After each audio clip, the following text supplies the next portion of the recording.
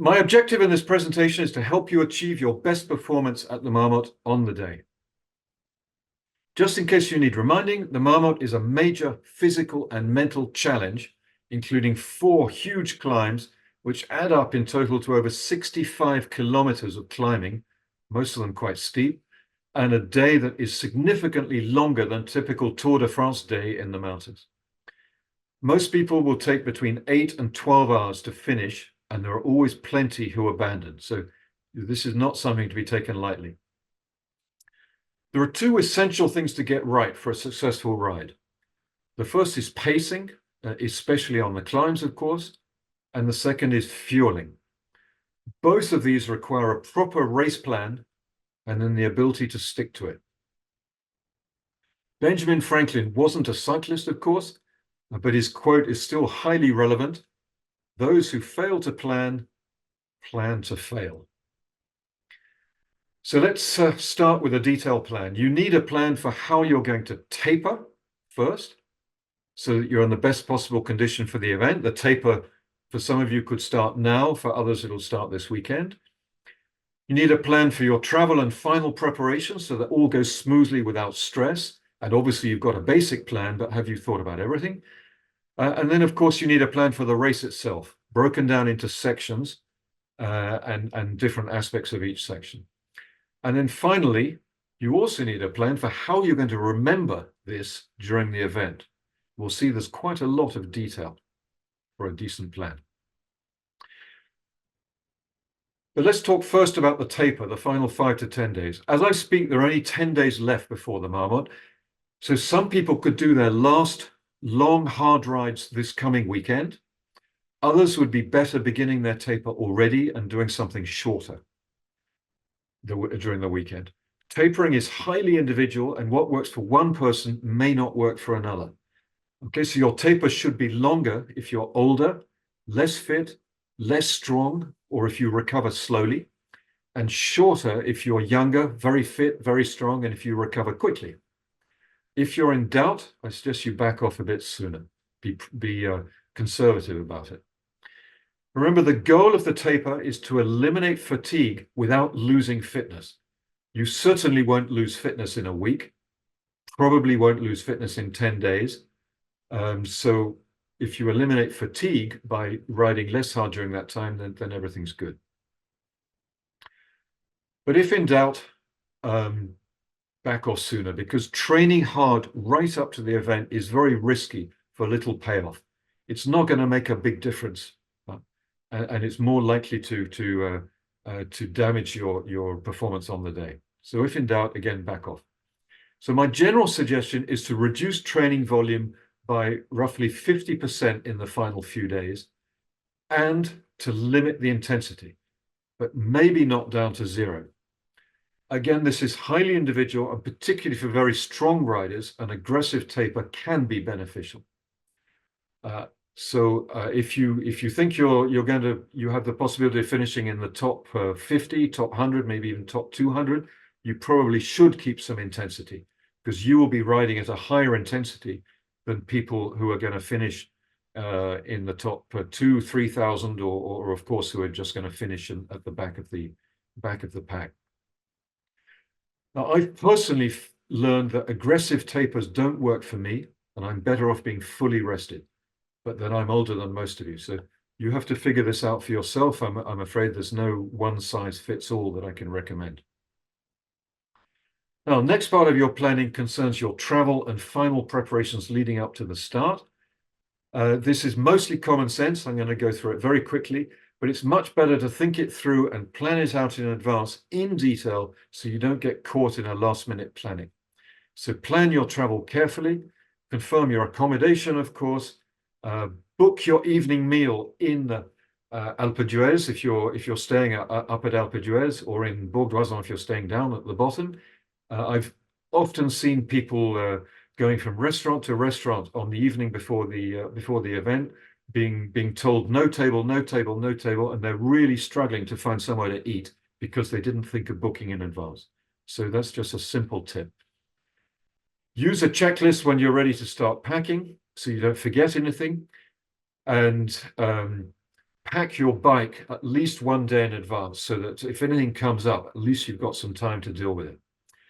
If anyone wants a copy of our checklist, just send me an email at info@alpinecols.com and I'll be happy to send you one. So now let's look at your event plan for the actual race itself. First of all, the pacing strategy. Your pacing strategy depends on your objective, which could be one of four things. You might be trying to win. You might be trying to achieve a personal best.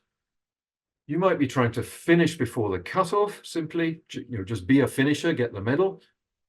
Or you might just simply be intending to enjoy the ride and nothing else.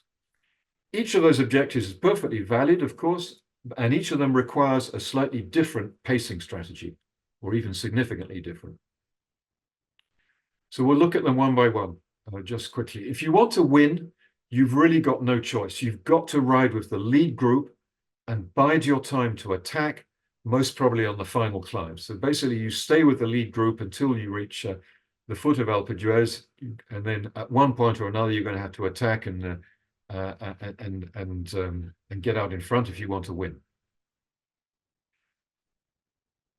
Now, for most people, it's more about achieving a personal best or doing the best you can.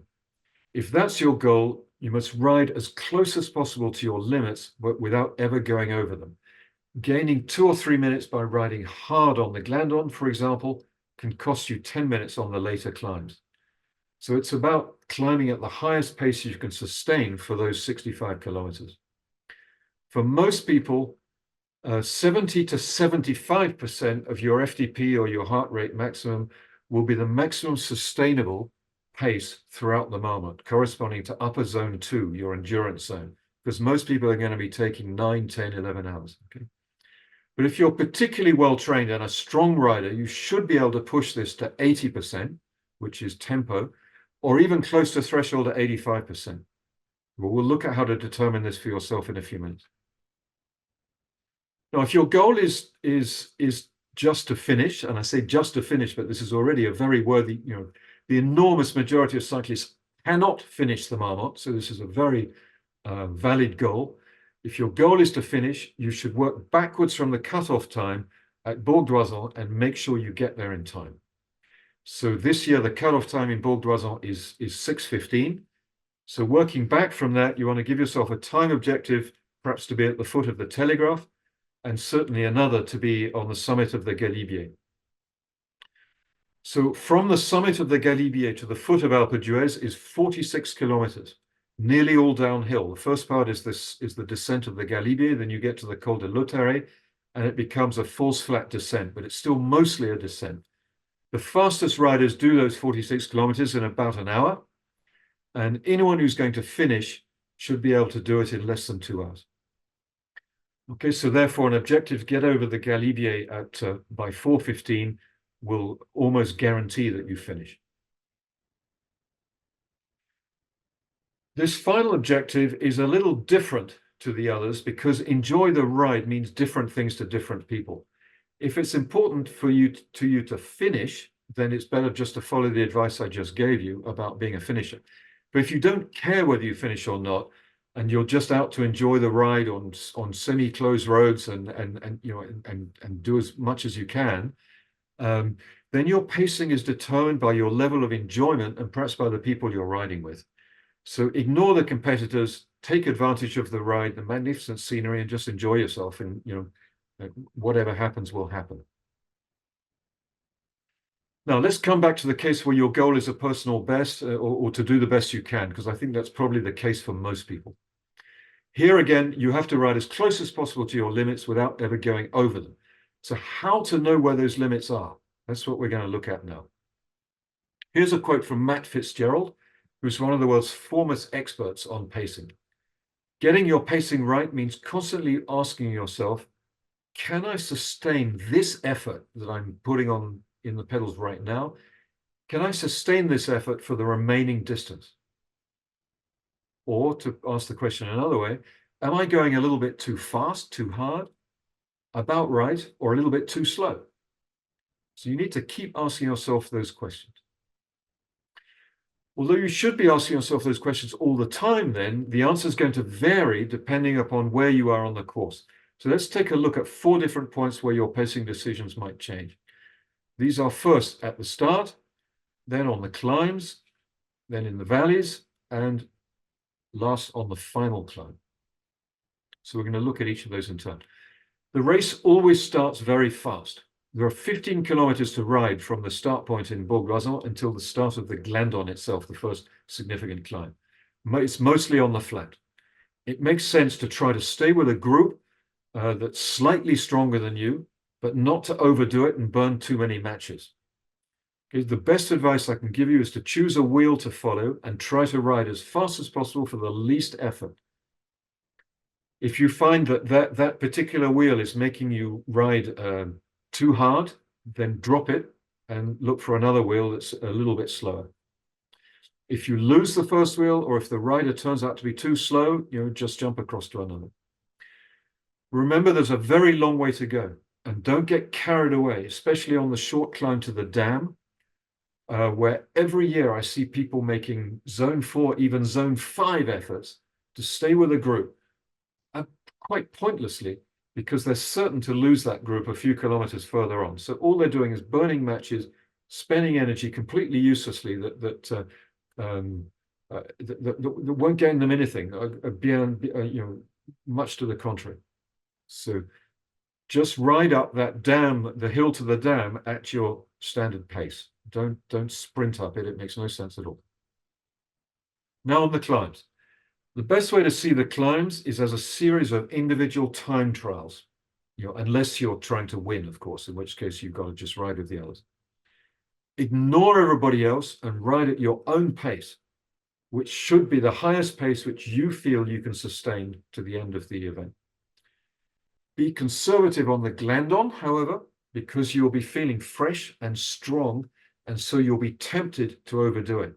You'll feel like, I'm in a great day, it's the beginning, so you're still strong, and so it's really tempting to overdo it. Remember, it's usually more effective to start slow and finish fast than the opposite in any sort of time trial. That's why I call these climbs time trials.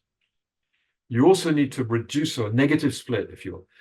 You also need to reduce your pace later on the Galibier, or not necessarily your pace, but your effort, your intensity, because of the altitude. And the altitude, the lack of oxygen means you cannot, for the same energy, go at the same speed. So you need to accept that you're going to be a little bit slower. Now in the valleys, there are 2 major valley transitions. The first one being 22 kilometers of false flat climb up the Maurienne Valley from the foot of the Glandon, from the end of the Glandon descent to the Telegraph. And then the second one is 37 kilometers down the Valley d'Oison from the Col du Lauteret, so after the descent from the Glandon, the Galibier, to Bourg-d'Oison.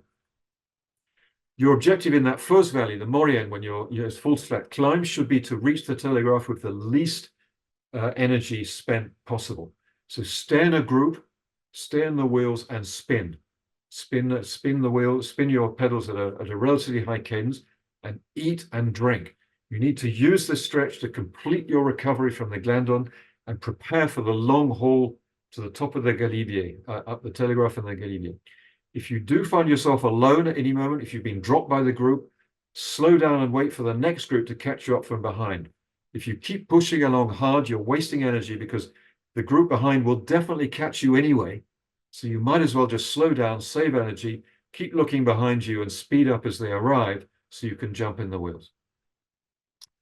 Your goal, once you're over the Galibier, you're going down the valley of the Oison to Bourg-d'Oison, should be to reach the foot of Alpe d'Huez relatively rested and above all well refueled. So most of it is a gentle descent on which you need to pedal continuously to maintain a good pace. And there's often a headwind. So once again, you really need to be in a group and pay really careful attention to your nutrition and hydration. You drink and eat and drink all the way down. That's really important. It will take most people between an hour and an hour and a half to get down that valley. So it's quite a long time. Now, finally, on the climb to Alpe d'Huez. First, I recommend stopping at the feed station at the foot it's on the roundabout actually, where you turn right to go up Alpe d'Huez, and make sure you have enough water and fuel to get to the top, especially the water. You'll need at least one full bottle and more if it's a hot day. The first 3 kilometers until La Garde up that climb are very hard, with long ramps at 11 to 12% on the ramp, and then the corner is flat. And so that's why the average doesn't look so bad. But in practice, most of those first 3 kilometers are at 11 to 12%. So climb that early part at an easy pace and wait for the exit of the village of La Garde to increase the tempo if you can. And from this point on, you'll find the energy you saved at the cost of a few seconds or a couple of minutes on the Glandon should start to pay back in minutes and more on Alpe d'Huez. If you've managed your effort just right on the other climbs, you'll be able to accelerate progressively up the final climb to finish at the highest intensity of the day, which is really the goal. And if you do that, you'll be overtaking dozens of other riders in the last few kilometers. And none of what I've said so far tells you exactly how hard to ride in terms of an actual number. I've talked about judging your pace to be as close as possible to your limit for the distance, but this isn't easy to do. You need evidence and don't base it on hope. I hope I'm in a good day. It feels good, so I can ride harder. Importantly, it's subject to error because based upon the excitement and the adrenaline and other riders overtaking you, you're going to be tempted to ride too hard. The fact is, miracles don't happen very often, and it's very unlikely that you'll be much stronger at the Marmotte than you were in training or at other events. So let's look at how you can use the evidence from previous events or your training to create a pacing plan for yourself. The best evidence comes from your power meter, if you've got one. Assuming it's always calibrated and the data is accurate, it tells you what you need to know. But what if you don't have a power meter? If you don't have a power meter, you can use VAM, which is your vertical speed in elevation meters per hour. And in the absence of wind and at speeds below about 15 kilometers per hour, it's very closely related to power. So it's essentially the same thing, if you will. You can find this data on Strava after your ride, or you can see it in real time if you add VAM, and especially lap VAM, to your bike computer.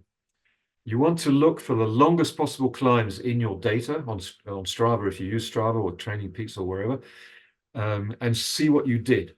In the example here on the screen, you can see I did a 54-minute or 53-minute, 50-second climb at 229 watts, and the VAM for that was 891, so essential vertical meters per hour. So those are just my numbers. You need to find your own, obviously. You can, of course, also use heart rate as an indicator. Heart rate is a measure of your internal load, whereas power, of course, or VAM is a measure of your external load. And the thing about heart rate is it's less reliable than power or VAM because it's influenced by many other factors that you can't easily identify and assess, such as stress, temperature, caffeine, if you've taken a caffeine gel or drunk coffee, dehydration, and so on. There are other factors. Finally, if you don't have a power meter and you don't have maybe you don't even have a heart rate strap, some people are sufficiently in tune with their feelings to get a good result just by feeling the effort. But to get this right requires a lot of experience. You need to be very sensitive and you need a lot of experience. So let's come back to power and see how you can use the evidence of your past performance to plan your pacing at the Marmotte. Again, if you don't have power, you can go through this same analysis using VAM. So here's an example using my data from 2019. I started by listing the recent events I'd ridden, which were in that year were Liège-Bastogne-Liège, les Trois Cols sportives in France, the Time Megève, and the Grand Beau again in France. These gave me the real life data for the average power I'd sustain on the climbs during those events. I've noted that the time measure and the Granfondo was sub-maximal efforts for me because I was accompanying and coaching clients at the time, so I wasn't, going full bore on racing for myself. So what did I do with that data? Based on that, I decided to target the Marmotte at 110 watts or 76% of my FTP on the Glandon and the Telegraph, at 190 watts or 69% on the Galibier, knowing that it has to be lower on the Galibier than on those lower climbs due to the altitude. And then again, see if I could manage 76% on Alpe d'Huez. So obviously, it's really important you do this analysis for yourself and don't guess based on my numbers, because my numbers could easily be either much too high or much too low for you. And note that even the percentage of FTP is not easily transferable from one rider to another. It's perhaps a little better than the absolute number, but it's still not easily transferable, because the higher your FTP per kilogram, so it depends on your body weight, the less time you will take on each climb, and therefore the higher your target percent of FTP can be. Right? The less time you're going to take, the harder the harder you can ride, because you can you're going to be finished in less time.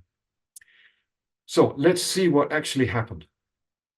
But just before showing you what happened in 2019, I want to show you the consequences of failing to follow the plan. So this is my data from 2017 first. The yellow recording is my power in watts, and you can see the entire Marmotte, the entire recording from the Marmotte on this page. So my plan in 2017 was to ride the Glandon and the Telegraph at 80% of my FTP, reduce to 75% on the Galibier due to the altitude, and then finish on Alpe d'Huez at 80% again. So what happened? Here's what actually happened. I did manage an average of 80% on the Glandon, but I made the fatal mistake of riding at 86% on the first half of the Glandon, before that, the village and the short descent. And that was much too hard. And it forced me to slow down to about 74% on the second part. It basically just killed my legs riding so hard on the first part. And from there on, things only got worse. And by the time I got to Alpe d'Huez, I could only manage 69% of my FTP, way below the 80% I'd been hoping. So the overall result was a significantly slower overall time than if I'd paced it better. The lesson from this is pretty obvious. Stick to the plan and don't start too fast. Every year I see people going up the Glandon far too fast for those first 8 or 9 kilometers. So now let's look at what happened in 2019. So here's my power meter recording from 2019, together with the plan, which I mentioned a few minutes ago, to ride all the climbs at 76%. So I come down a little from 2017, except the Galibier at 69%. So what actually happened in 2019? This time my pacing on the Glandon, the Telegraph, and the Galibier were just about perfect. I'd actually managed to learn something. And the result was that I arrived at Bourg d'Oisans feeling very proud of myself. And I was sure that I was in a great day and I was going to have a superb result. So I was ready to hit the final climb hard and fast. So unfortunately, I stupidly hit it far too hard, too fast, trying for an extra 20 watts above my plan. So I could hold that for a couple of kilometers, and then I completely fell apart. It all fell off a cliff, and I finally had to stop completely, not once but twice, on the climb to Alpe d'Huez, up Alpe d'Huez, and I eventually crawled to the finish at barely 60% for the last half of the climb. So what's the lesson from that? Once again, stick to the plan. Also, treat the first 3 kilometers on Alpe d'Huez, as I mentioned before, these are the steep part, with a lot of respect and take it easy. The ramps here are steep and can easily feel like much worse. If you've got anything left, you can pick up the pace progressively after the village, where the slope eases off to a more manageable 7 to 8%. So there are 2 very, very typical pacing errors that I've personally made, and I know many other people have made. So try to avoid those. Now, hopefully everything I've given you there should give you enough to determine your own pacing plan. So let's look now at fueling and nutrition. Whether you get this part right or wrong is equally important, and it can have a massive effect on your performance. So the first point is that you need to start with a full tank of glycogen in your muscles. You do this by the way, somebody I know was planning to ride the Col de Sarenne the day before riding the Marmotte, which I said was frankly probably not a very good idea, because like it or not, you're going to empty a good part of the glycogen in your muscles and you won't recover that from the following day. So don't do anything stupid the day before. Now, you fill your muscles with glycogen by carb loading, but there's no need to be obsessive about this, or it's not complicated. You just need to basically eat an extra serving of carbs per meal now that the Marmotte is on Saturday, on the Wednesday, and the Thursday before the Marmotte, and then eat normally on the Friday. Remember to compensate for the extra calories you're eating in carbs. So it might be pasta, it might be rice, it might be potatoes, doesn't matter. By eating less fat on those 2 days, on the Wednesday and Thursday. So cut down on things like butter, oil, cheese, fatty meats, and so on and so forth. If you're eating a lot of pasta, go easy on the olive oil and the parmesan. Now, once we get to the race itself, be aware that you're likely to consume somewhere around 5,000 calories of energy during the Marmotte. Like you'll burn that much, and possibly more, as well as the 2,000 or so that keeping you alive during the day. 5,000 calories, or 7,000 in fact, is the equivalent of 40 or 50 energy bars. So there's no way you're going to be able to eat that during the race. Current recommendations are that from the start, you should aim at consuming at least 60 grams of carbohydrates per hour, which is the equivalent of 240 calories. And as much as, if you can, as much as 90 or even 100 grams, which is taking it up to 360 or 400 calories an hour. You will only be able to consume the upper limit if you've practiced and trained for that in your training. So if you followed my training advice on my previous videos, then hopefully you would have been training for that. If you haven't, it's probably too late, and you're probably better off sticking to what you're used to, but certainly not less than 60 grams. Okay, how do you get 60 grams? Well, it typically means 2 to 4 items of food or energy drink per hour.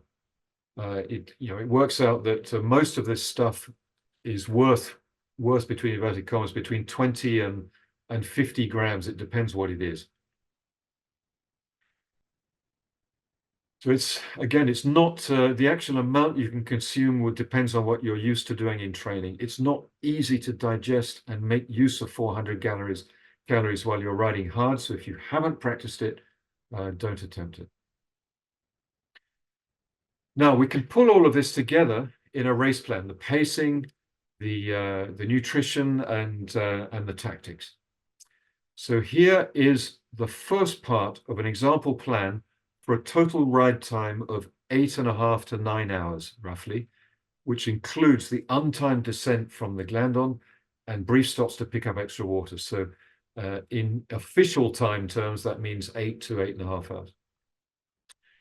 Now, I'll talk through this in a second, but don't just copy this plan without thinking about it. Obviously, think it through carefully and adapt it to your own level and your own experience. So what have I got here? The first section is the start, which is the 15 kilometers from the start line itself to the beginning of the Glandon that we talked about earlier. This will take most riders about 30 minutes. A good tactic here is to pick a good wheel to follow and make sure the pace is sustainable, as we talked about earlier, without burning too many matches. In terms of nutrition, you might take a 30-gram gel, perhaps just 2 minutes before the start, or quite early into the 30-minute ride. And then drink probably a third of a bottle of energy mix during those 30 minutes. Okay, so that would be, that's a good plan for that first half an hour, the start section. The next section is the long 2-part climb to the Glandon. As we saw earlier, it's really important not to start up the gland too hard. So the percent of FTP I've put there is 75%, which should work for me. It may or may not work for you. So the VAM corresponds. You've got to get the right numbers in there. And you must get your nutrition and hydration right so that you don't fall behind. Once you start climbing and climbing relatively hard, it's easy to forget to eat and drink. So keep reminding yourself to eat and drink. My suggestion would be to get down 1.5 of the 90-gram gels if you can find them, which I find really good, or else obviously the same number of gels, which would add up to 135 odd grams. And in parallel to that, you want to drink the other 2/3 of your bottle of energy mix, and then probably a bottle of water. I always advise to have 2 bottles, one with energy mix and the other with plain water, because after a while, drinking sweet stuff just gets too much.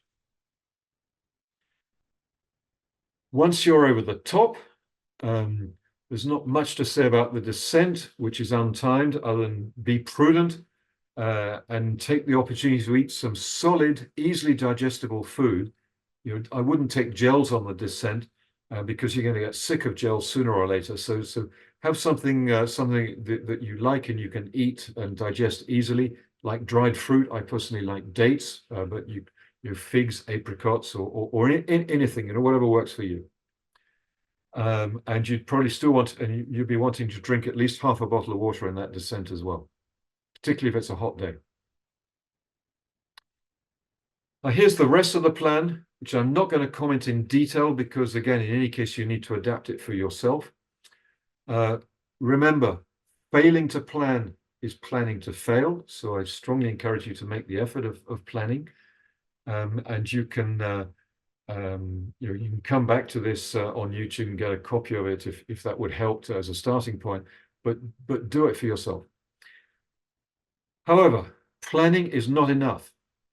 You also need to stick to the plan. As we saw with my errors earlier, I planned what I was going to do and then I didn't stick to it, which is stupid of me. If you add up all the nutrition on this plan, I've recapitulated it there. You probably didn't have time to read it all. The immediate question becomes, well, how do I carry all of that? Well, Cavendish shows you how much you can carry in your pockets if you stuff them completely full. And you can then augment what's in your pockets with a bag on your top tube or under your handlebars. So you can actually carry everything on the list that I just showed, back here. It is possible to carry all of that. If you're going to be out there for 12 hours, you'll need more and you probably can't carry it all. But if you're out there for 12 hours, then you can probably afford to stop at the feed stations anyway. Now, you're going to have to stop for water. So you can, of course, also pick up extra food at the feed stations. So why not? Well, there are 2 problems with that from my point of view. If you want to get a good time and get your best result, the first is you may not find what you want, and you may be forced to eat something which disagrees with you. And the second is you will definitely lose time trying to get food, partly because there are a lot of other people milling around, and it's difficult to you've got to put your bike down, you've got to get to the table, you've got to find what you want, and then do all that in reverse. You definitely lose 3 or 4 minutes, and potentially quite a lot more if there's a lot of people in front of you. So if getting your best result is important to you, it's important to I strongly suggest you find a way to carry all the foods you will need for the whole event, or at the very least until the top of the Galibier. The next question is, well, how do I remember that plan? Here we can learn from the pros. This is Matthew van der Poel's nutrition sticker from the Tour of Flanders. His plan was to consume upwards of 100 grams of carbs per hour. He's a pro, so he trains for that. So, of course, he can do that. His stomach's well adapted for it. And so the question is, well, how? At what point do I eat what? So that's what the nutrition sticker says. The circles on it are rice cakes. The rectangles are energy bars. The gel icons are, of course, gels, and the bottles are, in his case, they were bottles of energy drink. So you can copy this idea and create something similar for yourself and just tape it on your stem, and then you're not going to forget what you're supposed to do when. Okay, that's really the best suggestion I can make to so you don't forget the plan. So let's recap. There are two essential things to get right, which are pacing and fueling. Both of these require careful planning and then sticking to the plan above all. If you follow what I've suggested and explained, you should be pretty close, and you should do pretty well to you should be pretty close to your best result. Do be aware, however, that the Marmotte is extremely challenging to get right, and many people, including myself, are still trying after 5 or more attempts. That's what keeps us coming back. It's a wonderful event, and it's wonderfully hard. And what happens is we all become stupid when we cross the start line, and the plan goes out the window. Well, now I've made you aware of that. Hopefully, it won't happen to you. So that's it for this evening's presentation. If you'd like more tips for the Marmotte, you can check out my presentation on YouTube from 2022, 2 years ago, which includes 5 mistakes to avoid and 5 go faster tips. The presentation was quite different. I didn't go into all the planning I've gone into this time. I spent more time on writing tips themselves. So you can find those on YouTube if you want. So for now, this is Marvin saying thanks for listening, stay safe, and good luck.